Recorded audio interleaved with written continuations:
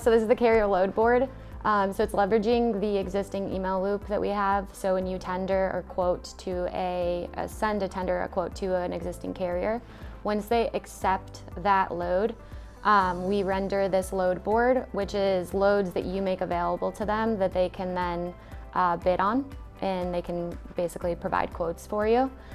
So it's just an easy way to kind of build your network and then also help your carriers fill their backhaul and get loads that they're actually interested in moving. What the carrier workflow would look like is, say you tender to Mike's Trucking, and Mike says, yep, okay, I'm gonna go ahead and move this load for you, and it's from Illinois to Wisconsin. And Mike's Trucking, he actually lives in Wisconsin, so after accepting that load, he's gonna be able to search based on origin and destination. It's gonna default to Wisconsin, and then he can search by the destination to find a load within your load list that needs to be covered, that he can then say, okay, I'll move this for X amount of money.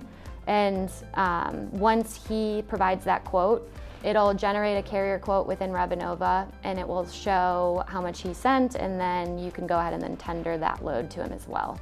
So it's just basically like a full circle, always keeping your carriers loaded. And it doesn't disrupt like any of our existing load board integrations, so you can still post to those load boards. But because this is a carrier that just accepted a load with you, the thought process is it's a carrier that you want to continue using, you want to keep happy, and it's just putting your loads that need to be covered just right in front of their face when they're already interacting with you on that previous load. It's one, free to use, and it's not a logged in site, so it's not the carrier portal where they actually have to have a logged in license, and it's not for customers, so it'd be our customers, their carriers. The product team comes from a logistics background, so this is something that we have used in the past, and so knew that it was going to benefit our existing customers, so it's something that we personally felt like super excited about.